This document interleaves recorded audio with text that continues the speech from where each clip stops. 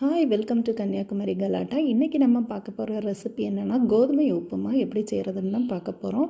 ரொம்பவே ஹெல்த்தியான இந்த கோதுமை உப்புமா எப்படி செய்கிறதுன்னு சொல்லிட்டு வாங்க வீடியோக்குள்ளே போய் பார்க்கலாம். கோதுமை உப்புமா செய்கிறதுக்கு முதல்ல ஒரு கடாயை ஸ்டவ்வில் சூடாக வச்சிடலாம். நான் இங்கே சூடாக வச்சுட்டேன்.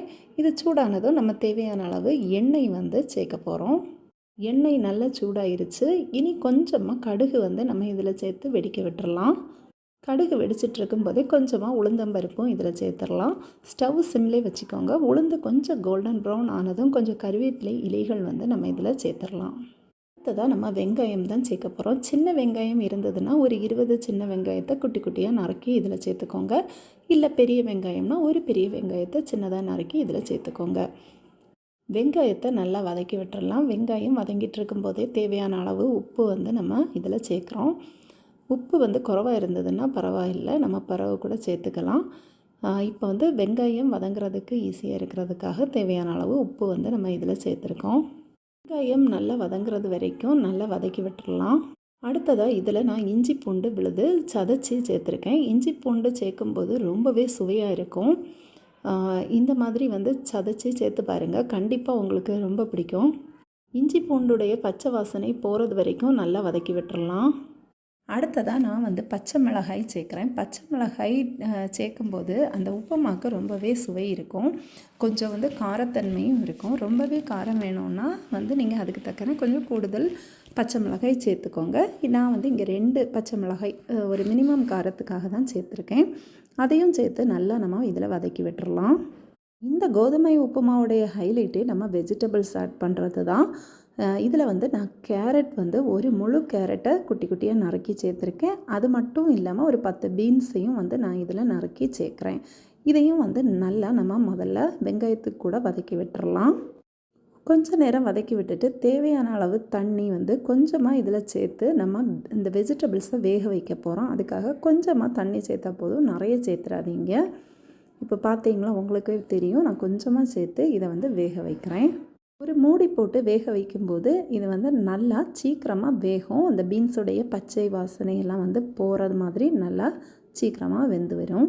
இப்போ ஒரு 10 நிமிஷம் ஆயிடுச்சு. கேரட்டும் பீன்ஸும் நல்லா வெந்துருச்சு. இப்போ உங்களுக்கு பார்த்தாலே தெரியும், அதனுடைய பச்சை வாசனையெல்லாம் போய் நல்லா வெந்திருக்கும். அடுத்ததாக பார்த்திங்கன்னா நான் இங்கே கோதுமை உப்புமாவை இதில் சேர்க்க போகிறேன். இதை கழுவியும் சேர்க்கலாம், கழுவாமலும் சேர்க்கலாம். நான் இதில் கழுவலை, நமக்கு நல்லா நீட்டாக தான் இருந்தது. இதை இதில் சேர்த்து நான் வெஜிடபிள்ஸ் கூட நல்லா மிக்ஸ் பண்ணி விடுறேன். நம்ம இதை தனியாக வறுக்கணும்னு கிடையாது. இந்த மாதிரி வெஜிடபிள்ஸ் கூட நம்ம வறுக்கலாம். வெஜிடபிள்ஸ் சேர்க்கலைனாலும் பரவாயில்ல, நம்ம ஜஸ்ட்டு எண்ணெயில் இந்த வெங்காயத்துக்கு கூடவே வதக்கிடலாம். இப்போ இந்த மாதிரி வதங்கும்போது அது நல்லா வதங்கும், டேஸ்ட்டும் நல்லா இருக்கும். நான் 2 கப்பு உப்புமா எடுத்திருந்தேன். அப்போது அதுக்கு தண்ணி நான் டபுளாக எடுக்கிறேன். 4 கப் தண்ணியாக எடுத்து இதில் ஊற்றுறேன். பொதுவாக நம்ம தண்ணி இதில் ஆட் பண்ணும்போது அந்த கோதுமை உப்புமா மூழ்கி நிற்கிற மாதிரி தண்ணி சேர்த்துக்கோங்க. ஹாட் வாட்டர் சேர்த்திங்கன்னா ரொம்பவே நல்லது. தண்ணி சேர்த்துட்டு இந்த மாதிரி நல்லா மிக்ஸ் பண்ணி விட்டுறலாம். நேரமாக நம்ம இந்த வெஜிடபிள்ஸுக்கும் இந்த வெங்காயத்துக்கும் ஏற்ற மாதிரி உப்பு சேர்த்துருந்தோம். இப்போ நீங்கள் ஒருக்கா கூட உப்பு செக் பண்ணிவிட்டு கொஞ்சம் லைட்டாக அந்த தண்ணியிலேருந்து உப்பு டேஸ்ட் பண்ணி பார்க்கும்போது கொஞ்சம் முன்னாடி நிற்கிற மாதிரி அளவில் நம்ம உப்பு சேர்த்துட்டு, அப்போ கோதுமை உப்புமா வெந்து வரும்போது நமக்கு கரெக்டாக இருக்கும் உப்பு. இனி நான் ஒரு மூடி போட்டு இதை அப்படியே கொதிக்க விடுறேன். மூடி போட்டு வேக வச்சுட்டு இடையில நம்ம லைட்டாக கிளறி விடணும். நான் கிளறி விட்டு திரும்பவும் மூடி போட்டு வேக வச்சு எடுத்தாச்சு. பாருங்கள், நல்லா உப்புமா வெந்து நமக்கு பர்ஃபெக்டாக இருக்குது. இந்த மாதிரி காய்கறிகளும் சேர்க்கும்போது ரொம்பவே சுவை அட்டகாசமாக இருக்கும்.